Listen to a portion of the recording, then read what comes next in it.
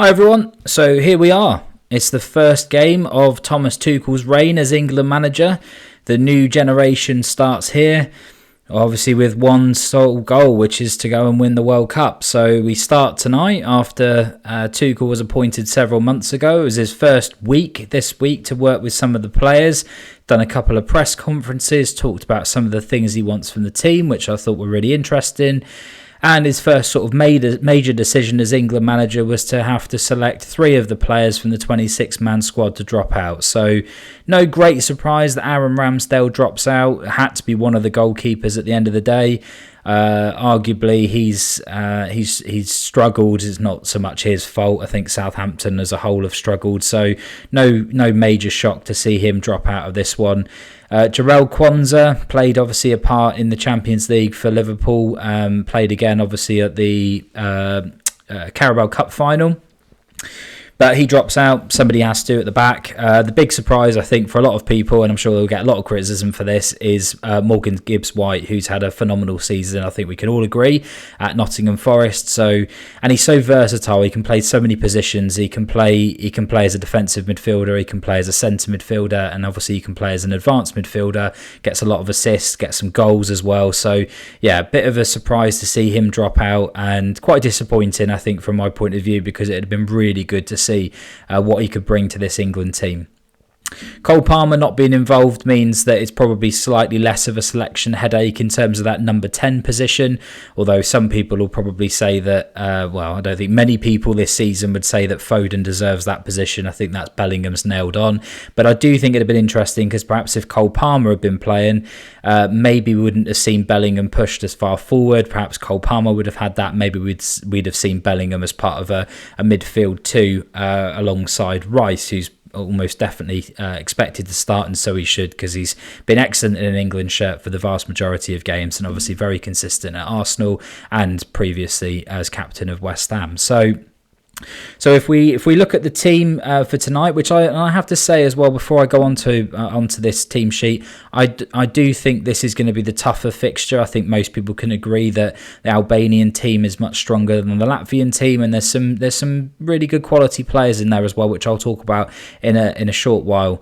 But if we go with the England squad, there's a lot of talk coming out saying that there's going to be a back 4 today. So Thomas Tuchel, of course, very familiar with a back 5, played it his time at Chelsea, won the Champions League with Chelsea. So yeah, I don't think anyone would have been absolutely shocked if potentially he'd gone with a back 5. But yeah, reports are that most of the training that's taken place this week has been utilising a back 4 system. So let's have a little think about who we might see start. So Gahey apparently is expected to start on the bench, which I think means that we'll see either one of the 2 left-footed central defenders start. I think personally it'll be Dan Burn. I just think the fact he's called him up, he's probably not called him up to sit on the bench. Maybe he has, who knows?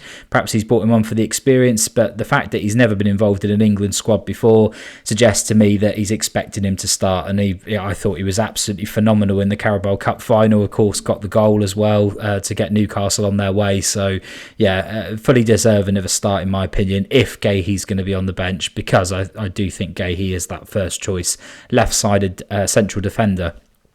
So alongside him, it's expected that will probably be Ezri Konsa. So Konsa, of course, naturally right-footed. Again, I think he's a really versatile option for England.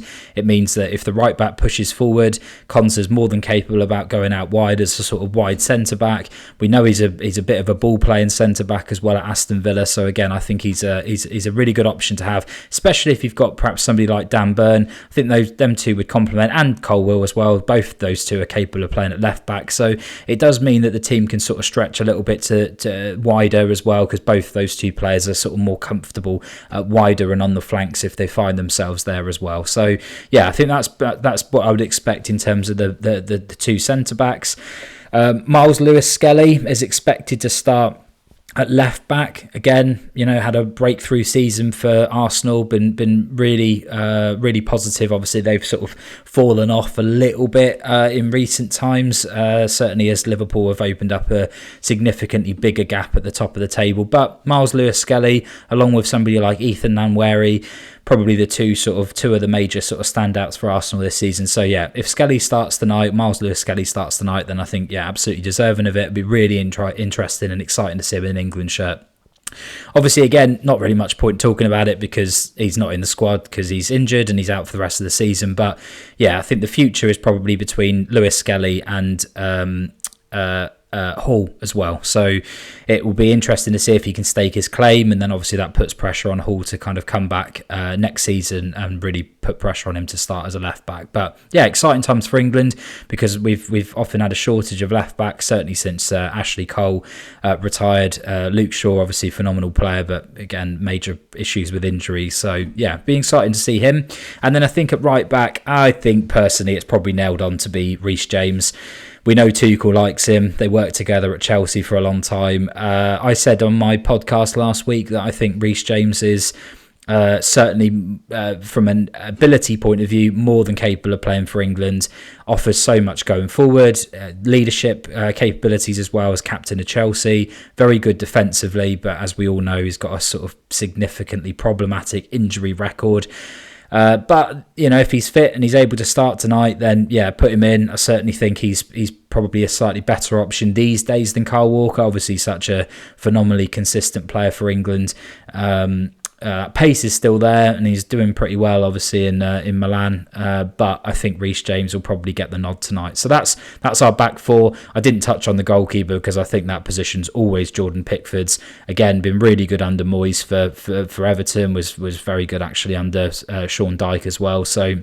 Yeah, and as we all know, and it gets talked about so often, that Pickford is just phenomenal for England. And yeah, as far as I'm concerned, unless there's a major run of poor mistakes, I don't think anybody else is getting that jersey. And I think sort of James Trafford's probably lined up to get it, but that will probably be when Pickford retires. So that's the back four, the back five, if you include the goalkeeper. In midfield, multiple options. I think Curtis Jones, who's had to bide his time, I guess a little bit like Foden did at Man City. Jones has taken a while to kind of cement himself in the Liverpool first team. It's still not, necessarily a first name on the team sheet player, but every time I see him, I'm really impressed with him. I think he looks after the ball really well. He gets his head up and tries to play the ball forward. But I also think he presses really well as well. He's got decent pace. We've seen him, I think certainly earlier in his career, play out and on the wings as well. So I would personally like to see Rice and Jones maybe play alongside each other. People might criticise me for that. Jones is more of a forward-thinking player, but I do think you need to kind of have both those two options. And I think Jones has got enough, certainly against Albania and Latvia anyway, to sort of press and put pressure on from a sort of tackling and defensive point of view. Their players, if Rice wanted to sort of bomb forward, which we see that he often does as well. So I guess the safer option and probably the more likely option for Tuchel, given the fact that he's called him up and spoken so highly of him in press conferences, is going to be Jordan Henderson. I've personally got no major issue with that. Jordan Henderson's a good player, still playing at the top of his game at Ajax. Should he be in the squad over certain other players? Maybe not, but if he starts alongside Rice, pretty safe sort of pairing, two-man pairing there as well in sort of defensive centre midfield. And then ahead of them, I think it has to be Jude Bellingham. I know Southgate tried Bellingham alongside Rice and played him a bit deeper, but at the end of the day, the guy is arguably Real Madrid's best player this season, maybe second best player behind Mbappe. He's certainly been more consistent than Vinicius Junior this year, and Bellingham gets so many goals going forward, such a threat in the box, got the perfect timing, very skillful, able to create opportunities as well. So I think pretty much that, as far as I'm concerned, Bellingham has to play in the position that's most natural for him. He's playing it week in, week out of Real Madrid. He has to be in that 10 spot. When Cole Palmer comes back in, interesting discussion, although I think that's an easier discussion at the moment because, of course, Cole Palmer hasn't been quite as consistent for Chelsea in recent weeks. But he's not in the squad, so Bellingham has to be number 10 as far as I'm concerned. Harry Kane starts. He's good. There's no two ways about that. He's the captain of the team. He's the best player in the team. Maybe you could say Bellingham is, but I think Harry Kane. There was a really interesting discussion about Harry Kane's value. I think it was probably more from a sort of club point of view, maybe not so much England, but I think he was also referencing the Ballon d'Or as well, sort of suggesting that he feels a little bit undervalued by in football. I can kind of agree with that. There was a poll that went out on BBC Sport asking people if they thought that Kane was undervalued, and the majority of people said that yes, he was. I think we do take him for granted. He's probably the best striker in the world at the moment. Scored over 40 goals for Bayern last season. He's got almost a goal a game this season. He's on 99 combined goals and assists for Bayern Munich, which would make him by far and away the quickest player to reach 100 goal involvements in the Bundesliga, and obviously that league has been running for a very long time. Harry Kane has just absolutely lit it up there. And does he deserve the Ballon d'Or? I don't know. He's certainly, I think we all know he's going to have to win the Champions League, and certainly going to have to tie up the Bundesliga with 8 games to go as well for him to have any chance of being in the reckoning for that. But some players have fallen off a little bit this year, so stranger things have happened, and we haven't had a Ballon d'Or winner since Michael Owen when he was 18, so we're certainly overdue one, that's for sure. So, a bit of debate about the two wings. I think, again, there's probably a battle on the right side. So, we know that England like to play sort of inside forwards, inverted wingers. So, it does tend to be you are on the foot that's opposite to the wing that you're playing on. So, I think on the right, we'll see a choice of either Foden or Bowen. I personally would prefer to see Bowen. I don't think Foden, we've all talked about it, Foden's not been great in an England shirt, but you never know. How often do we see a club football that a new manager comes in and all of a sudden a player has a new lease of life, plays much better in a new system. So yeah, I think it's, does Foden deserve an opportunity to kind of showcase his ability under Tuchel? Absolutely, but Bowen has just been by far and away, certainly since Declan Rice left West Ham, the best player for that club. Obviously been named captain for this season, scoring regularly as well. The standout player and in my opinion sort of been playing much better than Foden this year, so I think Bowen deserves the start. But yeah, I think it'd be one of those two, probably be interchanged as well at the sort of 55 minute 65 minute point of the game, so we should see both of them. But that's who I expect on the right hand side.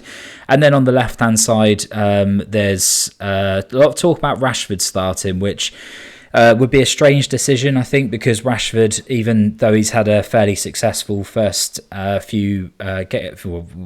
couple of months at Aston Villa since his loan move, hasn't really started a huge number of games. Obviously picked up 4 assists, but again, most of those are from the bench. So Anthony Gordon probably would deserve to play, in my opinion, in that position, but again, didn't make the Carabao Cup final. Don't know quite how fit he is at the moment, so yeah, maybe Rashford does start, because I do think it makes sense to, certainly with the way that England play, and the fact that I think this is what's so important as well for why Tuchel has to continue the approach of playing the left-sided players on the right side, or left-footed players on the right side and right-footed players on the left side, is because Harry Kane, of course, even in his prime, which arguably he is in now, but perhaps when he was younger, had no pace and still doesn't have a lot of pace. So you have to, the key to success for England is you need pacey guys on both wings to kind of fill the gaps that Harry Kane tends to when he drops deep.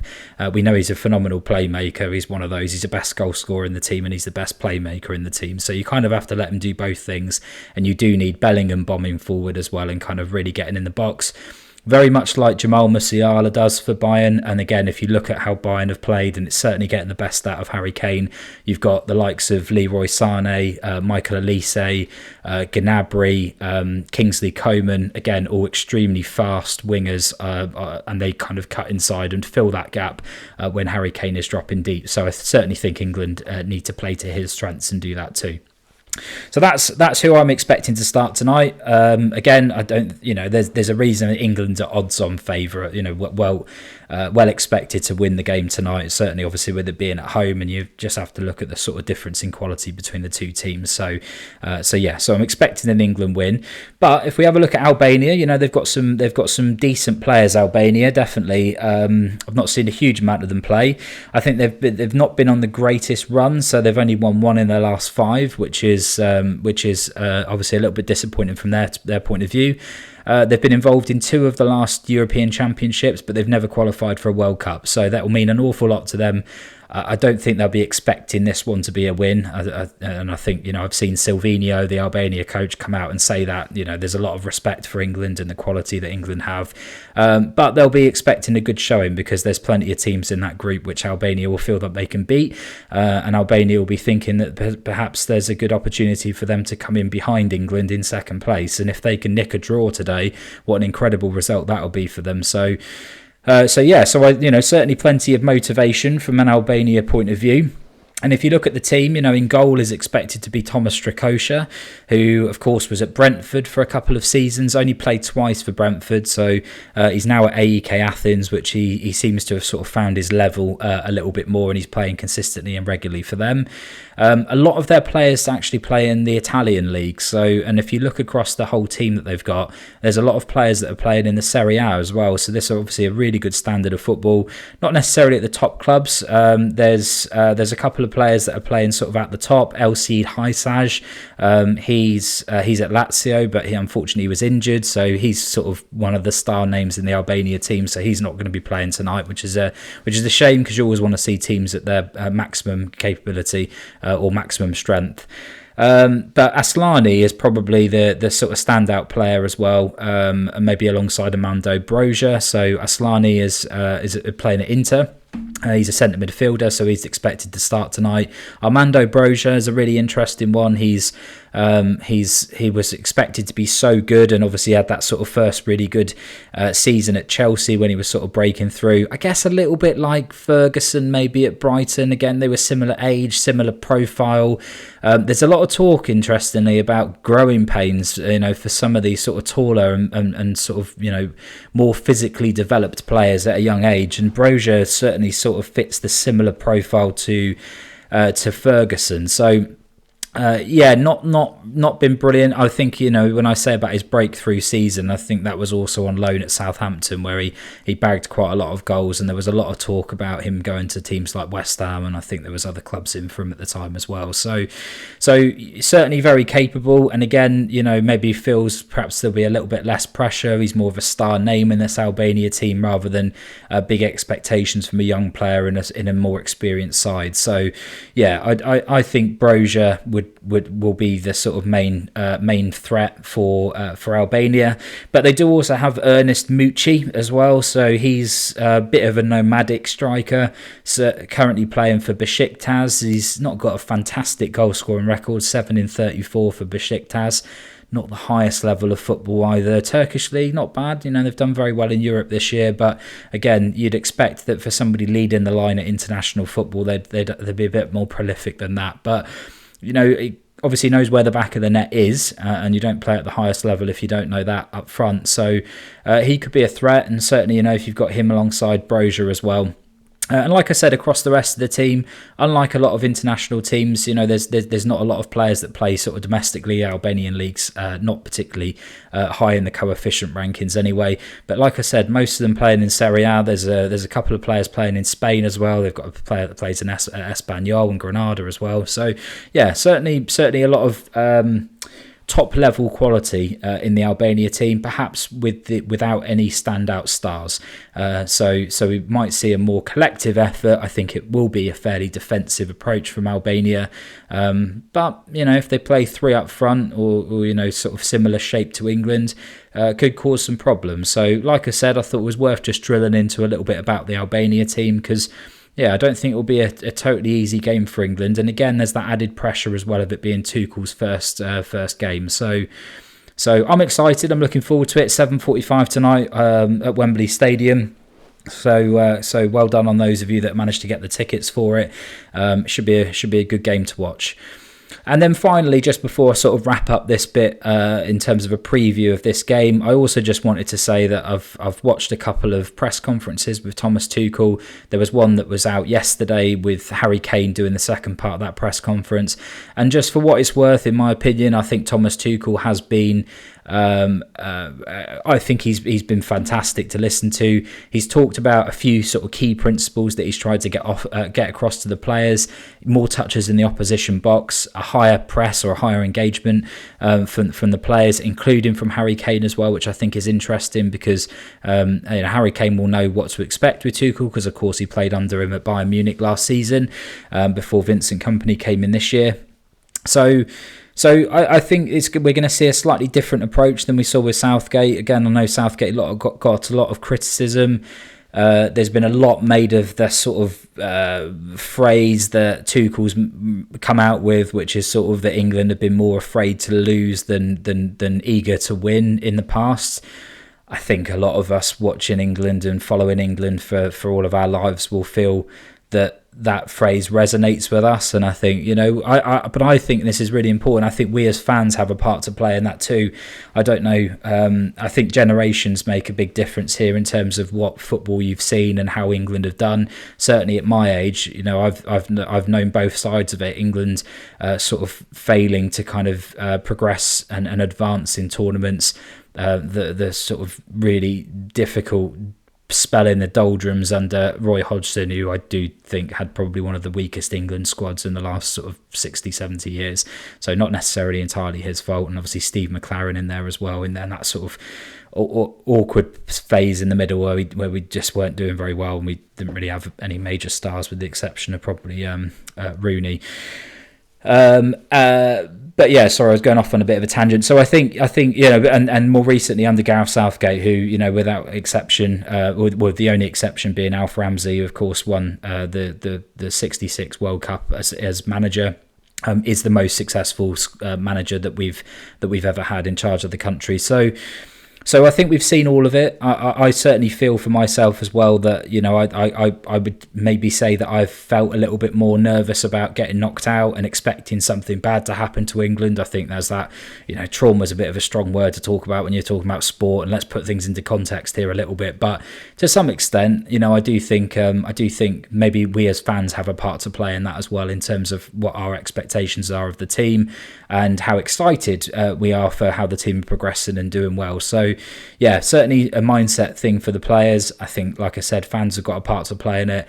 And of course, there's no getting away from the fact that the previous manager had his own difficulties playing for England, and Tuchel hasn't got any of that. He's never played for England.